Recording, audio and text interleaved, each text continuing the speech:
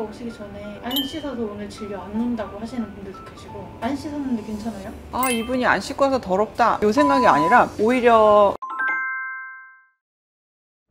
안녕하세요. 당신의 리즈셀을 돌려드리는 마이즈 스토리입니다. 이번에는 좀 편안한 주제로 서로 대화를 나눠보는 모습을 좀 보여드리고자 이렇게 자리를 마련했습니다. 주제를 좀 생각하다 보니까 저도 좀 놀란 게 있는데, 너무 당연하게 생각했던 것들이 다른 분들한테 낯설게 느껴질 수 있고, 그래서 가끔씩 환자분들이 말씀하시는 거나 리뷰나 특히 직원분들이 말하는 것도 깜짝깜짝 놀랄 때가 많거든요. 지금도 질문을 꼽은 게 뭐냐면, 산부인과 왜 가기만 해도 민망하죠? 이건데 이거 보고 되게 놀랐어요. Why?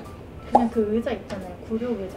거기에 앉는다는 것 자체로도 일단 민망하고, 병원을 안 간 이유, 어릴 때부터 생리불순 심했는데 민망해서 안 갔어요. 치마 주잖아. 치마를 저도 어차피 벌리고 봐야 되잖아요. 이제 사실 이제 의사들은 여성으로 온다기보다는 그냥 이제 질환으로 온 환자로 보니까 별 생각이 없거든. 근데 이제 오시는 분 입장에서는 이게 민망하니까 남자 의사보다는 여자 의사를 선호하는구나가 이해가 되면서 이름이 이지훈이라고 이렇게 양력을 붙여놨잖아. 진짜 여자 맞아요? 이 질문을 진짜 많이 받았어. 아, 이제 뭐 그런 게 좀 이해가 되고, 그리고 내가 또 어떤 경험이 있냐면, 인턴 때는 이제 여러 과를 돌잖아. 외과를 가면은 이제 수술되는 모든 털을 싹 밀어야 된다고. 외음부 털을 만약에 맹장 수술이나 이러면 다 밀어야 돼. 그럼 이제 나는 여자 인턴이고 맹장 수술을 하러 온 남자 환자들 병실에 가가지고 이제 이 6배들을 이제 다 면도를 해야 돼. 그러면은 갑자기 남자들이 일어나서 그냥 제가 할게요 이러면서 면도기를 들고 화장실로 가시는 거야. 근데 내 입장에서는 면도가 잘 안 되면 그 다음날 진짜 혼나거든. 그래서 확인해보면 안 될까요? 이렇게 말을 막 하면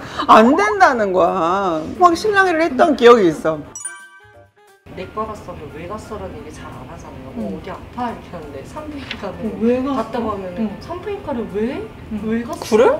이런 반응이라서. 그래서 지금 사실 산부인과가 출산하고 부인과에 합쳐진 용어잖아. 이게 옛날 용어거든. 그래서 요새 산부인과에서 하는 운동이 여성의학과로 이름을 바꾸려고 하고 있어.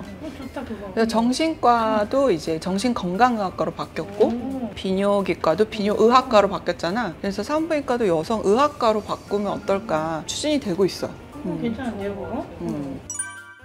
산부인과 오시기 전에 안 씻어서 오늘 진료 안 온다고 하시는 분들도 계시고, 안 씻었는데 괜찮아요? 사실 의료인의 입장에서 보면 씻고 오시나 안 씻고 오시나 비슷해요. 비슷하고, 털이나 피부에 붙은 그 끈적끈적한 냉이나 분비물을 완전히 없애기는 개인으로서는 좀 힘들기 때문에 사실 저로서는 별 생각이 없습니다. 아, 이분이 안 씻고 와서 더럽다 이 생각이 아니라, 이거 무슨 약 써야 되지? 그러면서 이제 질문을 막 하거든요. 그리고 사실 생리 중이나 부정출혈 중에도 피가 나는 그 상황을 봐서 양이랑 색깔을 봐야지 알 수 있는 경우도 되게 많거든요. 근데 이제 그거를 닦아버리고 오시면 제가 이제 할 수 있는 유일한 방법은 좀 기다리면서 기침을 해보라고 말씀을 드려요. 혈액이 어떻게 나오는지. 근데 그걸로는 좀 부족할 때가 많고, 오히려 피나는 채로 오시는 게 더 보기가 좋습니다. 그렇게 개의치 않습니다. 그래서 소독하러 오셨을 때도 이런 분들이 계세요. 소독은 하고 싶은데 생리여가지고 이게 너무 실례가 될까봐 물어보시는 분들이 계시거든요. 근데 저는 처음에는 왜 생리할 때 소독을 못하지? 라고 사실 인식을 해가지고 하기 싫다는 거구나 이렇게 인식을 했었는데, 나중에 보니까 하고 싶은데 실례가 될까봐인 경우가 더 많더라고요. 그래서 아, 저는 괜찮은데 환자분만 괜찮으시면 저희는 괜찮습니다 이렇게 말씀을 드리면 대부분 하시더라고. 그게 좀 오해였지.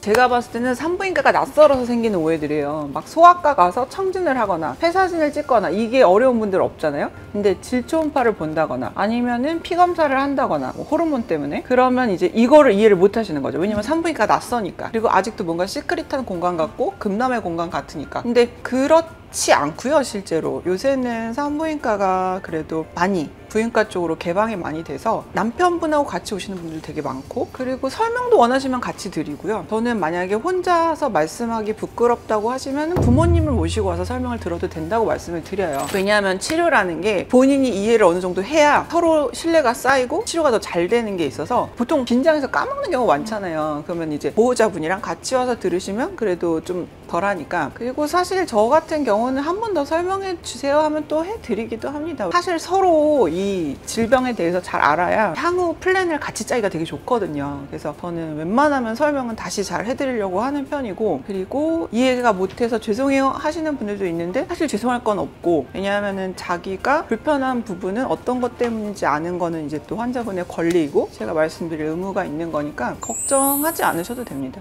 산부인과 직원들이 추천하는 꿀템은 뭐가 있을까? 이걸 좀 해볼게요. 지금 지니고 있는 거 있어? 제 이름까지 써있고 하나, 둘, 셋. 누구?